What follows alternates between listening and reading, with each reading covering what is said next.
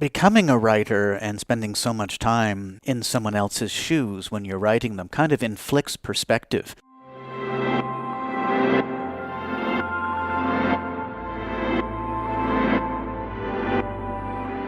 My name is Ben Charland, and you're listening to What on Earth is Going On. Now, have you ever noticed, whether you're a Canadian listener or you're someone who's heard Justin Trudeau, the Prime Minister of Canada, speak, that he doesn't say better or butter. He says better and butter. I think it's actually quite an important thing to note, because it's one way that he distinguishes himself from other people, but also separates himself from other people. It's a good thing in the sense that he elevates himself as a speaker, but it's a bad thing in the sense that he, elevates himself above others as a speaker.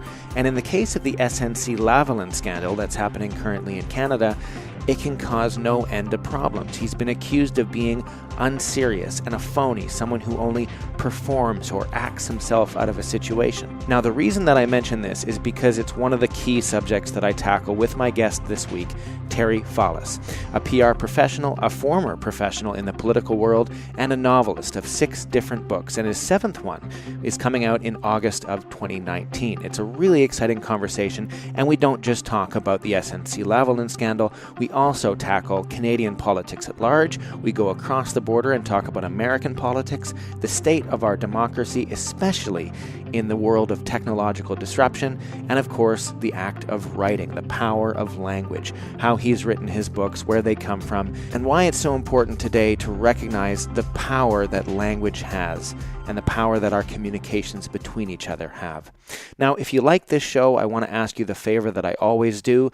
Please give it a rating on iTunes or whatever podcast app that you use, and give it a follow on Facebook, Twitter, Instagram, or LinkedIn.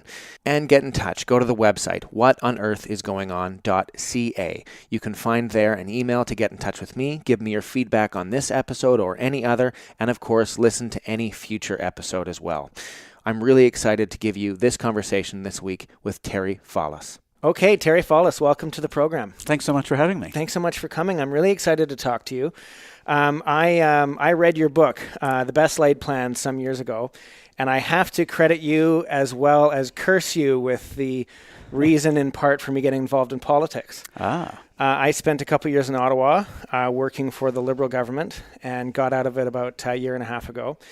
And I think it wasn't that I read your book and went, I want to go into politics, but it kind of opened the door in my mind about this world. And it's interesting because the book, of course, is about someone trying to get out of politics for the same reason that I was skeptical about getting in, and also similar reasons for me leaving. And it was an interesting time, but I got to give you some credit for giving me the door opening at least. I can think of no more satisfying outcome for the book than to have it persuade somebody to enter public service. So I'm happy about that. And I hope it was a good experience for you, even though you're not in it any longer. It was. I learned an amazing amount. I learned things that I didn't expect to learn. And it was a world that I didn't expect it to be like it was, even though I would say that your book and your other writing as well is quite on the nose about how things work out there. But of course, you have to kind of see it for yourself. I remember thinking that, you have to see how the sausage is made in order to not become a sausage yourself. Exactly. Anyways, that was just my aside and my prelude to this conversation. So thank you for that, Thornley. Pleasure. And then we have the first question, which is always the same. Thornley, what on earth is going on? Well, given that we were just talking about politics, I think Justin Trudeau was probably asking that question, what on earth is going on, given what has unfolded in this early part of 2019 with a resignation from cabinet, 2 resignations from cabinet, and a scandal, whether you think it's a real scandal or an opposition manufactured one. There is something going on. And it has left many of us, I guess, unhappy with how it all unfolded. And I think it may be a bit of a tempest in a teapot, I say with great care, because there are important issues being examined in the controversy. But I do know how government works, and I do know that cabinet ministers get pressure from all sides when they make a decision. That's what being a cabinet minister is all about, is weighing the opinions of others and reaching a decision. It's just whether or not the line, some line, wherever it might be, was crossed in doing that with the former Attorney General. So it's a tough situation now for those of us who still hold allegiance to the liberal crowd, which I still count myself as a liberal. But I just wish it hadn't happened in the run-up to the election in the fall. So, we're talking about the SNC-Lavalin scandal and the two ministers who have resigned and the sort of the tempest in a teapot, as you say, that's engulfing the current government. And there's a lot of factors at play here. But you're someone who worked, in the sausage factory yourself in the 1980s and 1990s, I believe, for different people, cabinet ministers, for leaders, for MPs. And I'm just wondering if you think that this current scandal, whatever we want to call it, we talk about this line being crossed, right? That perhaps Jerry Butts or the Prime Minister stepped over the line to interfere with the criminal prosecution of a major Canadian company. Some people have argued that lines are crossed every day, right? That politics is about the gray area, that we have to fudge things, we have to make sure that the best interests of Canadians are at heart. One thing about this scandal is that there was no corrupt motive. An Albertan might say, well, yeah, you care about SNC-Lavalin, but you don't care about the Trans-Canada Keystone Pipeline, whatever. But nobody in this circumstance was trying to make a buck out of it. No one was trying to get their buddy hired. Or a bunch of money or a government contract or something. And so, it's a scandal without corruption in a way. Right. But again, about this line being crossed, do you think that this is that if the scandal weren't public, that this would just have been another day in government that we should kind of accept as the de rigueur of a democracy? I think it probably would have been seen as just another day in government. I think the difference lies in the fact that Judy Raybould-Wilson was carrying two portfolios. She's the Minister of Justice, and she's also the Attorney General. And they are, while they seem very closely connected, those two roles, there are some differences to them. And I think that if they had structured the Attorney General and the Minister of Justice in a different way, we wouldn't be having this problem. And people have thought for years that maybe the Attorney General, the one who is in charge of representing the government and in court, ought not to be an elected person, that it ought to be a celebrated, thoughtful jurist who can give the kind of advice the government needs to hear, not necessarily the advice they may wish to hear, and let the Minister of Justice do her job in this case. This never would have unfolded in the way it did were it structured in that way. So I think there's actually an organizational issue, a structural issue that ought to be looked at. And I'm a little surprised that the government didn't move more forcefully on that, if only as a way to show that they were fixing something that might be broken and or not broken, but might work better in a different form. And to shift the debate from whether lines were crossed to, whether lines were crossed or not is not the question. The question is, how do we structure this so that lines won't be crossed ever? And I'm surprised they haven't gone on that. And I think that's a salient point. That's exactly my take. I was asked about the SNC-Lavalin scandal about a week ago, and I thought the best thing that they could do now, as this has unfolded, it's a few weeks in, is to essentially say the system is broken and we will fix it. And because if you frame that question that way, then the ballot box question in October of 2019 will be, who's going to fix the system? Well, the Liberals have clearly shown that they're willing to do so, for example, with the Senate. Right.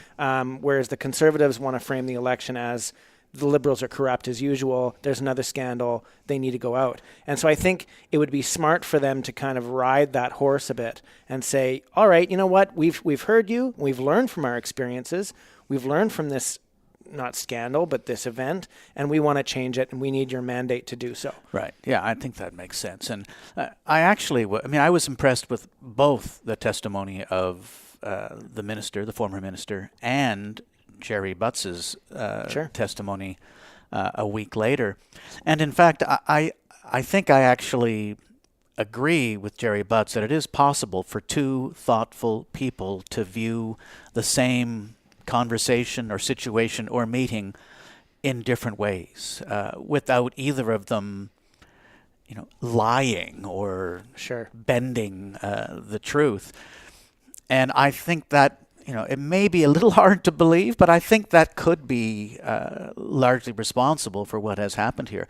Because I don't think anyone would consider Judy Raybould Wilson to be, dishonest or unethical. She's absolutely got a huge, long track record of extraordinary conduct in that respect. And I would agree with that. I would also say, and this is kind of the same point, that a person, not only can you have two different people with very different memories of something. There's the memoirist Mary Carr, who has written books, memoirs of her own life. And she says explicitly that she remembers things that her family remembers of the same event have it entirely black and white different memory of, and they both believe it. That neither of them are lying. Yes. Neither person is trying to make something up that didn't happen. Memory is a fickle thing. Yeah, I'm glad you pointed that out. I think an interesting example of that, to take us away from politics for a minute, I've sort of been fans of Crosby, Stills, Nash, and Young. I love their music, but just the story of the emergence of that, arguably supergroup. And if you ask David Crosby, Stephen Stills, and Graham Nash where they were when they first sang together, and they remember it as a cataclysmic moment when they heard the Graham Nash harmony over top of a song that Crosby and Stills had been singing for a while, and in comes Nash, and they all knew instantly that this was a sound that few people had ever heard before, and it was something different and worth pursuing with all that they had within them. And there are three different versions of where they were when that happened from the three different members of the band. And it was such an important event in their lives, and yet there is still this discrepancy in where it all unfolded. Was it Joni Mitchell's house around her kitchen table? No, it was at Cass Elliott's house. It's bizarre.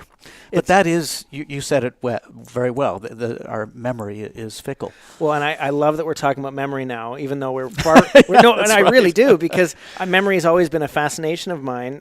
One of my favorite films is Memento, but there's another film called Rashomon, the classic Akira Kurosawa film, which is, if I'm remembering correctly, the same event remembered in 5 different ways. Right. And so the storytelling is to show you these different ways without trying to privilege any one over the other. But the only way to get at the quote-unquote truth is to synthesize those 5 as opposed to pick one. Right. And so the synthesis, to go back to politics, of this SNC-Lavalin thing is somewhere between Justin Trudeau, Jerry Butts, and Jody Wilson-Raybould. Right. There is another aspect of this, of course, which is motivation and why people do things. One thing that seems to have been absent from the press is, why did Jody Wilson-Raybould do this? She's a political player. Yeah. I'm not absolutely not accusing her of lying or making something up, but right. but why would you make this decision, especially if this seems like the de rigueur everyday functioning of government? Are you the just a truth teller who's standing up to try to change the situation, or is there something else? Is there something to gain? And I think any political operator knows that there's something to gain out of such a situation. Otherwise, why didn't she resign as soon as it happened? Right, and because this didn't really come out until the alleged, or the apparent, or perceived is probably the best word, demotion to Minister of Veterans Affairs, which, I think any casual observer of politics would consider Minister of Veterans Affairs, despite how important that portfolio is. It's not the Minister of Justice and the Attorney General. And yet that was the moment when this whole thing broke open. And is that coincidental? Mm-hmm. Yeah, who knows? We may never know the answer to that. But it is, the question is an important one, I think. Well, and I think that anybody could have thought through a month ago What will the result of this be? Jody Wilson-Raybould's name will be mentioned as a list of possible contenders as a Prime Minister of Canada. She was not on that list in the same way 6 months ago. Right. And again, am I saying that she just deliberately went out to become the next Prime Minister? Well, Right. no, but it must have factored into the calculations. Right. And I did think it was interesting. One of the most interesting aspects of Jerry Butts' testimony before the committee was that how she became Minister of Veteran Affairs. That it came as a result of her refusing to accept Minister of Indigenous Services, I think. That's right, which is to administer the Indian Act. Right, which, and it was interesting the way Jerry Butts framed it. I mean, he rightly said that in his memory, and certainly in mine, at least that we know of, no one refuses a cabinet portfolio when the Prime Minister, or the Premier for that matter, presents it. It is, we serve at the privilege of the leader, of the Prime Minister in this case. And it is just not done. That it was done in this case, you can almost understand why she turned it down, and I thought it was interesting that Jerry Butts said, I probably should have known that. I probably should have seen that. But what it did is it created an untenable situation, because I think he was also right when he said that you can't have a minister decline a position when offered by the Prime Minister and have the ability simply to stay where they were and therefore be the one making the decision who will be in cabinet. So hence her move to Veterans Affairs from a more senior portfolio. I think the Prime Minister's office needed to get that part of the story out to provide some context for the perceived demotion. Right. Which I think he was reasonably convincing in suggesting had nothing to do with the SNC-Lavalin affair and her refusal to do what they wanted her to do. But in fact, by appointing her to the Department of Indigenous Services, they were signaling a very strong commitment to reconciliation, which is one of their major planks in their platform. So it's complicated, and I wouldn't be surprised if many Canadians have sort of tuned out as they consider the machinations and the labyrinthine route that we've taken to get here, because it's a lot to consider. But I thought that was an interesting point, and she's clearly a strong-willed person. But yeah, I'm really glad that we're talking about this. I didn't expect to get into the weeds with. Actually, I didn't either. But I'm really happy to, because I haven't had a chance yet on the podcast, and it's really it is indicative of a lot of things. One thing that I think it's important to say is that this is a normal scandal, as opposed to the abnormal circus of scandals that occur, say, in the United States, or that's occurring now with Brexit, this ongoing, whether it's corruption or not, this sort of disintegration of politics as we know it, whereas this current thing in Canada is very much run-of-the-mill. I mean, this stuff happens under any government. It's the questioning of power and how power should exercise itself, on whose behalf, and on behalf of what region in the country. But there's one thought that I've had throughout this that I just wanted to get your take on, which is that I think the reason that this current issue is being so exercised by Canadians, by the media, why it's getting so much attention, is the response of the Prime Minister. And I think for the first time, his persona, his personality, his presentation style is actually causing him a lot of grief. One thing that's been said about him and his handling of this is that he seems just so unserious, unthoughtful, and phony. There's a McClelland's piece, was it Paul Wells, I think, that wrote it, just saying that the Prime Minister comes across as an absolute phony. And, he's always had this sort of, very camera-friendly appearance that he puts on, but it seems to really not work with this one when he's confronted with really serious issues of which he was a part, as opposed to just being beside or against. Yeah, I think you're onto something there. And I mean, I am a big fan of the Prime Minister, but there are a few things that have always, troubled is a strong term, but I always, I kind of furrow my brow on occasion when I hear him. And the first time I noticed it was long before he was ever elected. It was when he delivered the eulogy at his father's funeral. And he stood up at the front of the church and proceeded to deliver what on paper was really a wonderful tribute to his father. But to me, it was acted. Yeah. And it was planned and strategic and theatrical, more so than I think it probably ought to have been. And if you're not attuned to it, you probably thought it was the most extraordinary eulogy you'd ever seen. But I was viewing it through different eyes, and I just thought, this is a performance, not a heartfelt delivery of a eulogy to his father. And that's what I sometimes think his talks are, whether he's dealing with the media or his statements, when he just speaks like he's like he wants to put the right emotion on. It's just a little too dramatic. Yeah, and that unfortunately goes hand in hand with the classic criticism of him being a drama teacher. Of course, yes. But I think you're right, and of course, a good actor doesn't make you feel that they're acting. Obviously. Exactly. And so he comes across, unfortunately, as a bad actor, right. Someone who's trying really hard. And I think that, and you're hitting the nail on the head with that. Like, I think that what's bothered me about him, but it never really caused a problem up until now, because we want someone who's a good performer for the camera. Of course. As Prime Minister. We want someone who, and he's very good at it. He grew up with the camera. He's very good at knowing what he looks like and what pose to strike and how to look upon devastation, as well as how to shake hands with somebody with glee. All these things he's usually good at doing, but unfortunately there are times when it feels put on.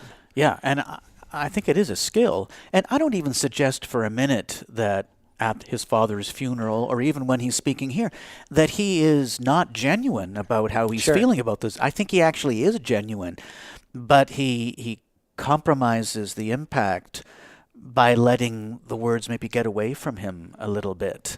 I am no fan of Ronald Reagan.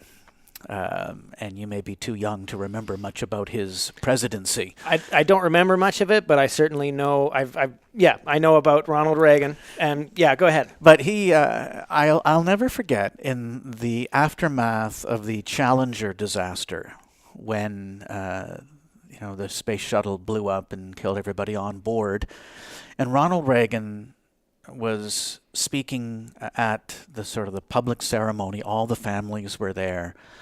And he spoke, and then he went down and he shook hands and hugged all of them. And nobody could ever tell me that he was not utterly moved by that and wasn't feeling genuine.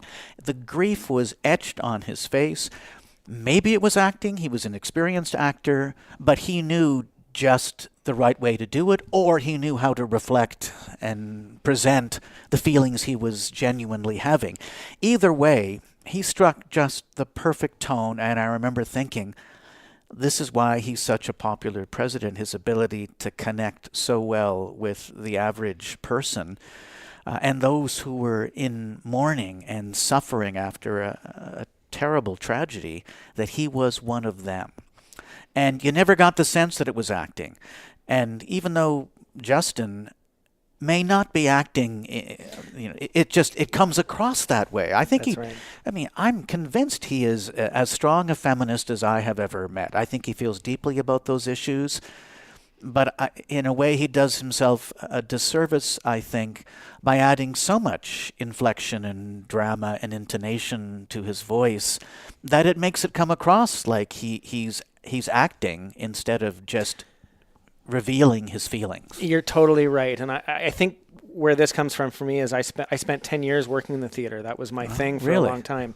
And I remember that one of the key lessons to learn for any director, actor, writer, whatever in the theater is stop trying so hard. Right. Eventually, you do need to try. Of course you need to try. But you almost need to try before you go on stage. Try in your homework. Try in your research. Try the night before. Try in your memorization of lines. Try with your scene partner. But as soon as you get on stage, drop it. Stop trying. You got to just let it go and just accept it as being there. Right. And I think your point of Ronald Reagan is a really good one. Barack Obama famously heralded Ronald Reagan as one of the great presidents because he called him a great communicator. Not because of his policies. No. Obviously, Obama fought against Reagan policies at the time, but because he was a great communicator. We can all look up on YouTube the jokes that Ronald Reagan was so good at telling. He could capture the tone and the tenor of a room. And I think what made him a good actor, if that's what he was doing, and I don't have a problem with that fact, is that I don't think he was trying to. I think he just was able to walk into a room and know what it was and empathetically understand what relationship he needed to have and therefore how he needed to say his words. Right. And I think that at least then you can take someone at face value as opposed to someone who's, again, putting it on. And again, I'm with you. I don't think, but it goes back to what we were talking about with Jerry Butts and Jody Wilson-Raybould and the Prime Minister, and how the truth is not monopolized by anyone, nor is it privileged to any one of them. It's somewhere in the middle. Well, Justin Trudeau doesn't have to pretend to be a feminist. He is a feminist. The problem is that he's also pretending at the same time. And it's a very interesting conversation because we're talking. I'm talking to a writer who's creating characters all the time. And, to create a character, you have to some extent, act as them and think as them, pretend as them. And do you think that, here's a question, do you think that your work as a writer has taught you something new about politics in this respect? Or do you think that the lessons were already there from your time working in politics? I wish I had a ready answer for that. I think I learned a lot while I was in politics, but becoming a writer and spending so much time in someone else's shoes when you're writing them kind of inflicts perspective. And I think writing the novels that I have written has helped put my experiences in perhaps a slightly different context because I've viewed them from different angles as a writer, when I was really only experiencing them from one perspective in the moment all those years ago. So I think if you're learning to be a good writer, or you're understanding how to be a storyteller, that ability to put yourself in someone else's shoes, to read the room, as you say, and to know where the lines are, that goes a little too far, and you have to dial it back. That's a perspective that I think is very valuable, and I wish it were at my command in the moment when I was, experiencing all of this for the first time. I really like how you say to inflict perspective. It's something that, empathy isn't something that just comes out of the box naturally sometimes. It can be something you have to learn and acquire, whether watching a sad movie or talking to somebody about and really listening to them as opposed to just waiting for your turn to speak. Right. And I think that having perspective inflicted upon you is a great gift, I think, from a writer. I think when you read a book and have a perspective inflicted on you, but a gift from, that's something I experienced with this podcast, to force myself to take the other person's shoes. And I really hope that if I were speaking with somebody at the same table who I really didn't agree with, that I would force myself to take on their perspective and have it inflicted upon me for the sake of my own learning, for the people who are listening. And that, I think, is a lesson that's learned here. You're dead right. I think often we're so entrenched in our positions that our own commitment to where we are standing at that moment puts blinders on us or limits our ability to consider other opinions. It's one of the reasons I wrote those first two novels, those two political satires, The Best Laid Plans and The High Road, was to try and get people to think about politics and governing in a different way. And that just because you're in the opposition, it doesn't mean that you should oppose absolutely everything that the government does as a knee-jerk reaction. That you oppose it, you oppose the throne speech, you oppose the budget, and they often enunciate that opposition before either have been presented, which seemed like, how can you possibly do that? So that was one of the things I was trying to get at, that we get so entrenched in our position, we become so uber partisan in our politics, that the idea of working constructively across the aisle is something that has been completely lost, whereas that is what happened all the time. Well, maybe not all the time, but it certainly happened with considerable regularity in the 60s, in the 70s, even in the early 80s, when it was just starting to get ramped up, this partisan, polarized political environment we now have. I think this is a really, really salient point about our world today when we ask what on earth is going on. I think this is part of it. And one of the hardest questions I ask on the show is always why, because I recognize that we don't know, that no one can really know, but if you can speculate, you just mentioned this shift that went from the 60s, 70s to some extent in the 80s to today, and in some ways it feels like a totally different world. There are probably people that argue that, okay, come on, it's not that different. Right. It's just maybe a different manifestation. But if we assume that the change has happened, why do you think that is? That's a good question. I think part of it is that the media has become quite embittered about politics as well. And you see the relations between the press gallery and the government, the press gallery and the opposition parties, the Queen's Park press gallery here in Toronto and Ontario. It's so much, there's so much more cynicism within the press gallery. I think that's probably not a cause. I think that's almost a result, frankly, of the move to be more partisan. And I don't know where it came from, but it just started getting ramped up. And some scandals probably helped with that. Some bitter crossing the floor probably helped with it. What was going on in the United States and the emergence of the attack ad, which seemed in microcosm to represent a move towards a much more aggressive and personal kind of politics.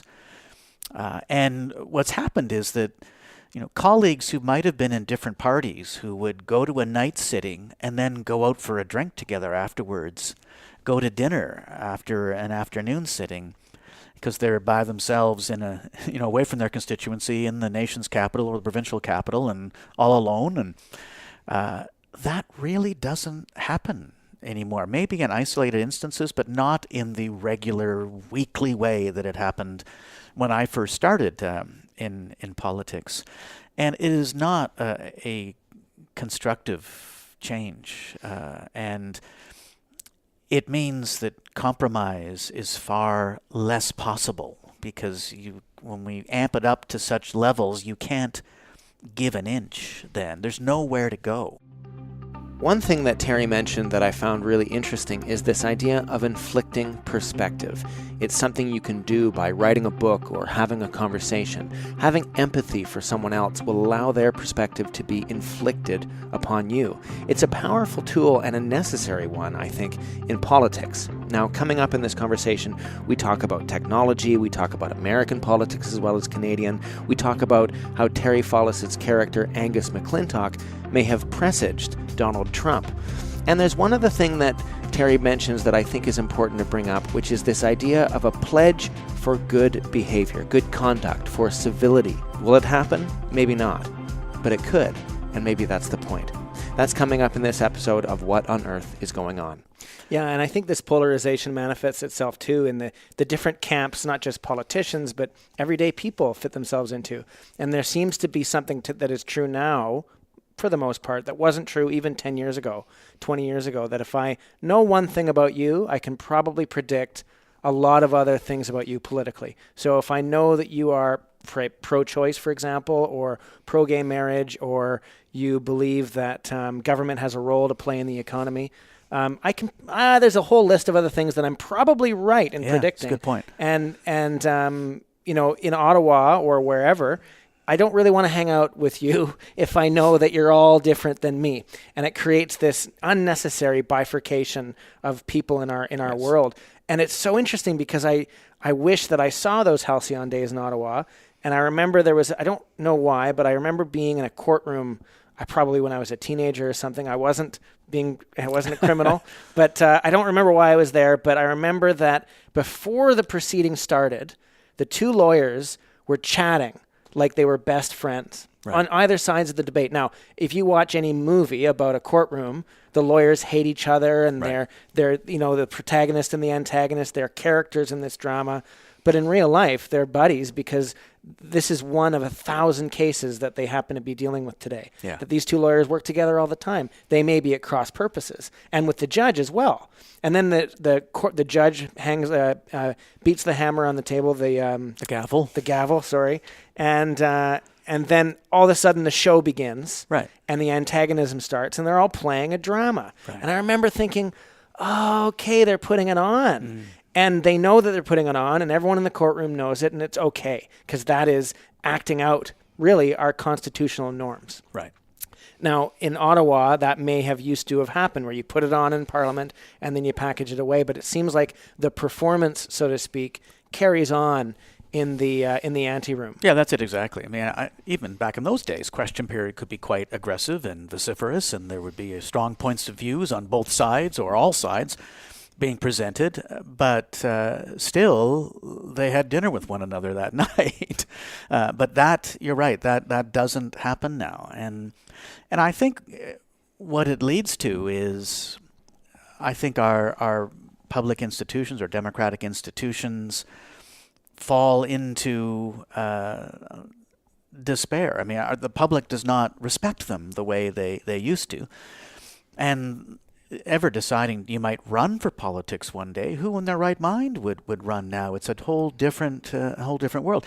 So it attracts the kinds of people who are attracted to that kind of dynamic, which is not a dynamic that I think we want to keep promulgating. And then you watch voter turnout on a steady decline since the days of Diefenbaker. I think the last, when Lester Pearson was elected, I think we had over 80% of eligible voters voting. Now it has fallen to in the 50s. And so we've lost, a huge amount in one generation.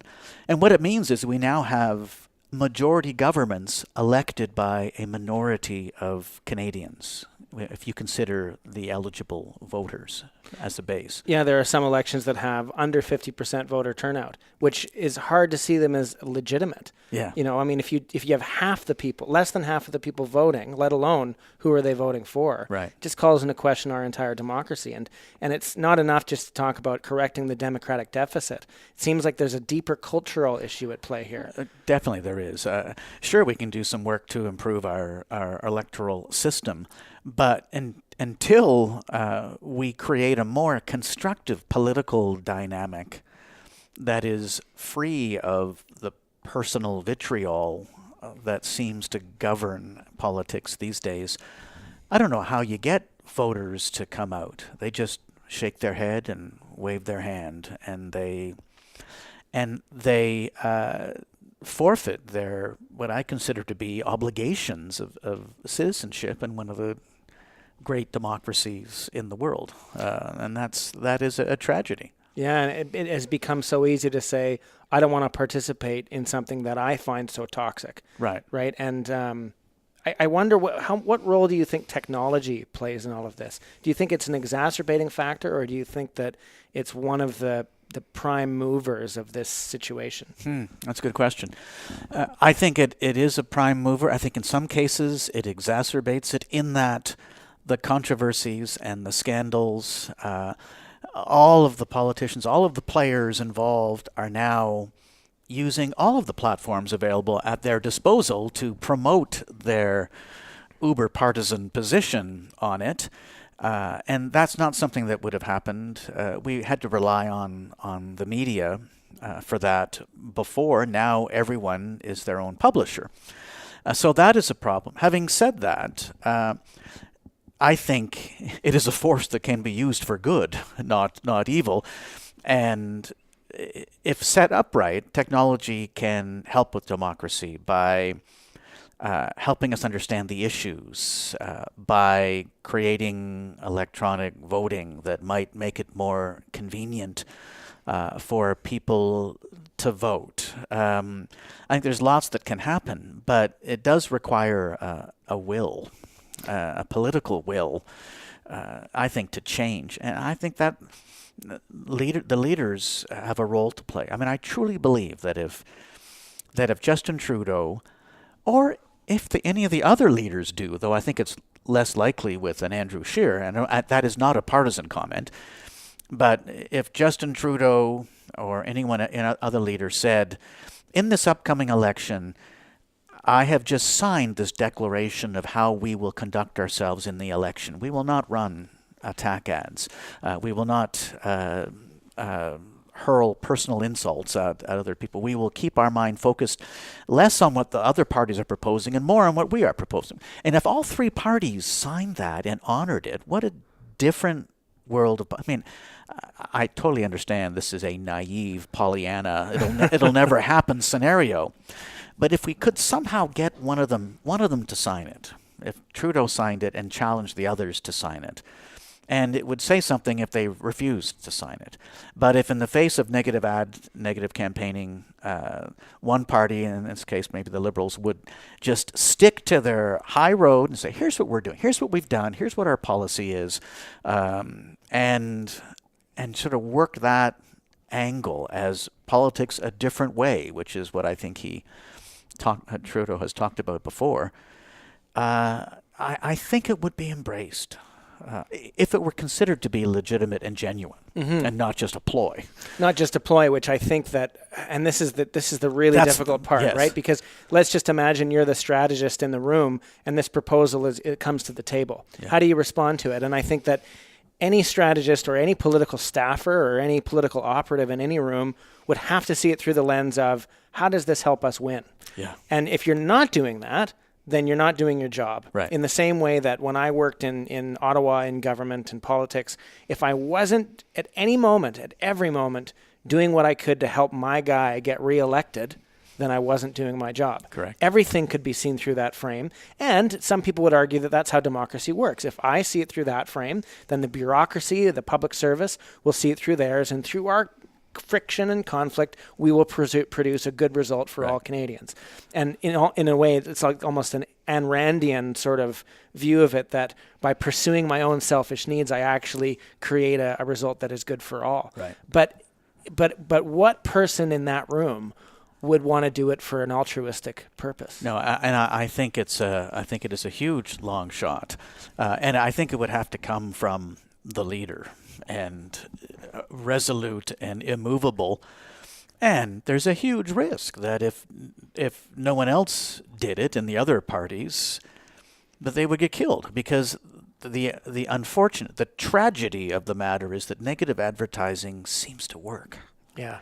And that makes me sick to think that it works, but apparently it does. Or it wouldn't be. They wouldn't have used it so readily in the last several elections. It seems to work, and I don't know what that says about society. But I think if you did it, you would have to make it a virtue and shine a spotlight on it and say, you can insult me all you want, but I'm going to stay there. If you sort of wavered halfway through, it would just be a waste of time. And I don't even know if it would work, but I would just love to see that kind of experiment, because I think Canadians are wanting that, are waiting for it. I know when this is a very small sample size, but when I still end up talking places about that first novel, and people say, I wish Angus McClintock were running the country, or running for leader, or in the cabinet, or... and it is a small sample, I know, but there's enough support for that kind of approach that I bet there's a built-in body of people who aren't voting now who would come out and vote. And you need somebody like Trudeau, I think, to do it, because there's still a sort of a freshness around him, notwithstanding what's gone on in the last 2 months in this early part of 2019. But he might have the ability to get somebody to believe it, because he kind of looks the part too. Yeah. Well, and it fits the Sunny Ways messaging that has come before. I think it's fertile ground. I mean, even if not for nonfiction, then for fiction. Yeah, exactly. That what would happen if this was at least attempted? And would someone sabotage it? Would some ground level campaign manager on the side that made the pledge, just engage in some voter suppression, and then it reflects on the whole party, because people, of course, don't see the difference between some ground level staffer and the Prime Minister's office. Most people don't make that distinction. Right. That's right. But I just wonder how that would play out. Yeah. I think it's extraordinarily difficult to foresee it actually happening. But if you could ever get a leader who has real political capital to spend to go down that path, it would be a really fascinating experiment in how the voters think. Well, and potentially transformative too. That would be the only reason to do it. Right. Yeah, exactly. So, I remember Angus McClintock as a character, and a really fascinating one. And this, this idea, almost non-politically correct and telling the truth and kind of wearing the mantle of, look, if you don't want to tell it, I'll tell it. I'll be the one to say the bad thing that no one wants to say. Because at deep in his core, he's someone who wants the right thing. Right. But I do have to bring up, maybe just because he wants to suck up the oxygen in this conversation as well as any other, Donald Trump, as someone who did actually, and as you just said, Angus McClintock would have brought in voters who probably would never have voted before. Donald Trump did the same thing for similar reasons. And I'm not trying to say that you predicted Donald Trump through Angus McClintock in the best laid plans. But I am saying, to what extent are these similar phenomena that occurred just on very different sides of the political aisle? Right. I think that's an interesting point. And were it not for the state of politics in the U.S., I don't know that somebody from the outside, like a Donald Trump, could have come in and won. This might have been the only election, maybe the one before it could have happened. But there is such a high level of dissatisfaction with Washington and what is happening there. People are just fed up with the players who have been there for so long, who have turned public service into a sinecure and never really get anything done. That there is a sense of hopelessness, I think, among the electorate, and the only receptacle into which they could place this this hope was a Donald Trump, and could it have been somebody on the other side of the floor? Maybe someone who was really accomplished from the outside, who had a track record of getting things done. Maybe, but in this case, regrettably, it was Donald Trump. So he capitalized on a level of dissatisfaction with the state of politics in the U.S. that I think is unprecedented. And it's still a shock to my system that we, when I say we, I didn't mean we, but that they elected him. We're so immersed in American politics, we say we. But when I say we, I mean what I was almost just as shocked at is that with a year or so of Donald Trump in the United States, Ontario went ahead and elected Doug Ford. I thought, well, that'll kill Doug Ford's chances, because nobody in their right mind who has witnessed what has gone on in the United States would elect a Trump-like character here in Ontario. And yet again, I was proven wrong. Yeah, it's a very weird and interesting time to be involved in or looking at politics because of all these disruptions, which are not just one of a kind. They reflect deeper trends, right? Yep. And Donald Trump, Doug Ford, Brexit in the UK, which is its own, as they say, dog's breakfast. Yes.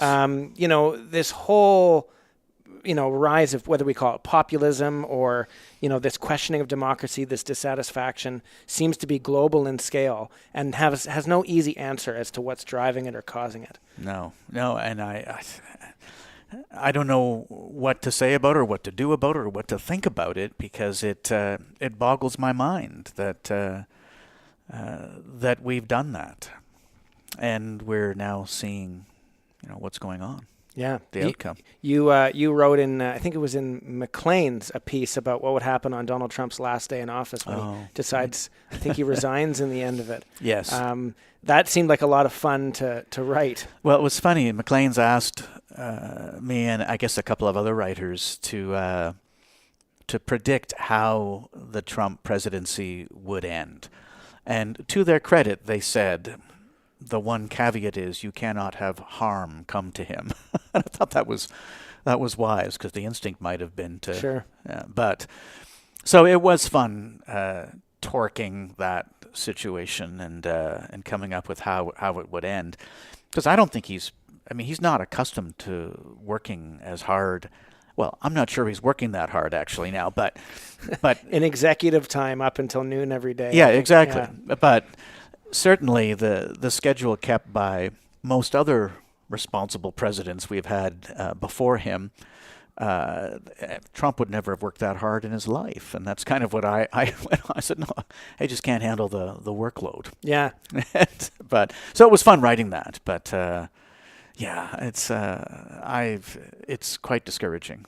I listen. I don't know if you listen to the podcast. I've just lost the name of it in the U.S. What's it? Pod Save America. Oh, I haven't listened to it, but I know about it. Oh, yeah, it's fantastic. And for those of us of a liberal persuasion, it is a great comforting blanket to crawl underneath every time they release an episode. They're very smart guys who all worked in the Obama administration, and they're articulate, and they are profane, and they are thoughtful, and it reminds me in a way not directly, but of the conversation we're having. They talk about all of those things there, and it's really interesting. Yeah, I think the things that we're talking about really are. It's funny. So the title of this podcast is "What on Earth is Going On?" And I think that 5-10 years ago, if I were to ask someone that question, they would probably say, "With what? Like, what do you mean? Right. What are you talking about?" If I ask that person, any person, that question today, I think they know what I'm talking about. What on earth is going on? It's not just Donald Trump. It's this age of acceleration. It's this increasingly apoplectic technology that is different in 2 hours from now, let alone 2 days from now, and how we use it and what it means for us, the mining of data, the changing of paradigms, actually, that have occurred. We talked about the shift in paradigm in politics in Ottawa, that, the members don't go out for dinner with each other so much anymore. You almost have to force them to appear at the same thing together. Well, those changes are happening in all levels of society. That's true. And we are having to deal with this not only changed world, but accelerating world. And again, when I ask that question to somebody, they kind of know what I'm saying without being able to necessarily put their finger on it, because we're trying to put our finger on something that is of a level and order of complexity that no one can truly understand. Yeah, you've made a really good point, particularly about technology. I think back to the days before I got my iPad, and my wife presented me with an iPad on Father's Day, not that long after they came about. They were the big, thick ones, the first ones. And I remember thinking, feigning, wow, excitement. I think, what am I going to do with this? And it took me like 3 days before it very seldom was out of my hand. Right. And it was like a drug for me. And I gave her an iPad, and it has become a drug for her. And it's not unusual to come home at the end of the day, and we're sitting down, and the news is on TV, but we're not watching the news. We're both scrolling through our social feeds and other blogs and websites that we like to read. And there's seems to be less downtime now for us just to decompress and to consider and to put things in perspective and to think, how do I actually feel about this? We're so busy consuming it that we can't consider it. Yeah, we're so busy giving our attention that we don't have time to think about where to put our attention. We're just on to the next thing. And if Apple or Amazon or Airbnb can get 5 seconds of our attention, then that's a big victory for them. And it's this constant competition against forces against which we have very little hope of competing. I mean, these are multi-billion-dollar, now trillion-dollar companies, which have so much power in data, psychology, construction, and branding that we really have very little chance of saying no and going out into our forest, into our cabin in the woods to get away from it all. Having said that, the access to content, if you are able to sort out the wheat from the chaff, the access to content, the ability to learn about things that we would never have known before is is mind-blowing. And, my son, I catch my son on his computer. I said, "What are you doing?" He said, "I'm just reading Wikipedia." And he's just learning about stuff on Wikipedia. And the access is amazing if you have a curious mind. And I have always thought curiosity is one of the greatest gifts we can be given. And I think it happens at birth. I think it's just we're hardwired for curiosity or we're not. But if you're a curious person, these are heady days. Yeah, and I've had people say that on the podcast before, that there's so much out there, and it's I mean, this is where the podcast becomes self-helpy, where I think to myself, if there's something I want to learn, then go learn it. It's all out there, mostly for free. When I was a kid, I could go to an encyclopedia stack, but you can't learn to be a doctor from the 26 stack of encyclopedias. It's impossible. Right. You could, I'm not saying you should get people who learn to be a doctor on Wikipedia are doctors, but still, there's very little that is not available to you in video format or podcast format or whatever. And what's interesting is that all of this change that's occurring, all of this curiosity and ability to learn is happening on the ground human scale, right? And so I read recently that Xerox, this was only like 15 years ago, 20 years ago, they were behind the ball. They're still behind the ball on the digital revolution. They missed the train on software. They missed the Microsoft train. And they thought, well, what are we going to do? Okay, well, we need to, we got it. We're going to replace filing cabinets in every office. What a great idea, because get rid of paper. But no, that wasn't their idea. Their idea was you do your work on paper, and instead of putting it in the filing cabinet, you put it in the copy machine, and then you search for it. They were so unable to, again, shift their paradigm away from paper that they could only replace the end product, not the whole process. Right. And it was obvious to anybody who is working in Silicon Valley and anybody in any situation today that the paper as a whole has to go away. Right. And these paradigm shifts occur at the ground level. I think we all, like you said, it took you 3 days to learn what you were going to do with something that seemed like, like an action figure, like a toy. Like, what am I going to do with this thing? Right. Yeah, exactly. No, it's amazing. These are very, very strange times. And I think part of navigating life is learning how to navigate all of that is out there now and deciding how you want to spend your time, what's valuable for you. And it's not always easy. No, and you have to, I think if I'm hoping to have kids in the future, and when I do, it's going to be a really interesting juggling act to make sure that you're not totally dominated by technology, but you can't be without it, because that's the way things work now. It's like, not having an arm. These things are prosthetics. They're not just, addendums to us. Yeah. Right. And they're born now. They are digital natives, and they'd better be digital natives, because they will not be able to compete if they are not. That's right. Yeah. Terry, just before we end, is there anything that you wanted to mention that we haven't talked about? Just like what did we not discuss in this conversation that you think is really important to understanding what on earth is going on? I guess I would say, and this may sound self-serving, but I think through all of this, the thread of continuity of good communication skills, of good writing skills, of good sentences.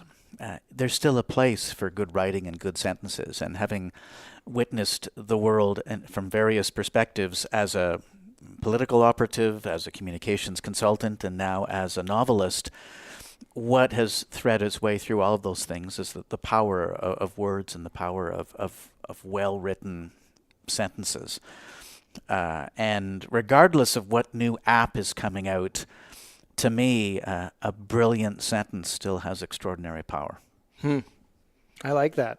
And I think that there's something, maybe this is going back to Noam Chomsky as a linguist, as opposed to a political commentator, who said that there's something inherently human about language, that there are basic tenets of language, no matter where you're looking in any country, in any culture, in any language, that are the same everywhere you go. And the words are manifestations of these almost core Platonic ideas. And it's an interesting thought that a well-constructed sentence in English probably has a universal value, not just one specific to that language. Right. And one of the risks we run as we embrace technology, as many of us are, we can't do that at the expense of our ability to to think and write and communicate. That still needs to be part of the societal drama. Terry, this has been a really wonderful conversation. Thank you so much for taking the time. Thank you, Ben. To learn more about Terry Fallis, go to the website whatonearthisgoingon.ca, and at that website you can get all previous episodes as well as all episodes going forward, and you can get in touch with me to let me know about your feedback for this episode and for your suggestions for future guests. Now, your quote of the week is from someone that we talked about in this conversation, Ronald Reagan, and it goes, "Status quo, is Latin for the mess we're in." Special thanks, as always, to our composer Andrea Wetstein for providing us with the music, and for this episode, thank you to Thornley Fallis in Toronto for giving us the space in which to record. Thank you so much for listening, and I'll see you next week.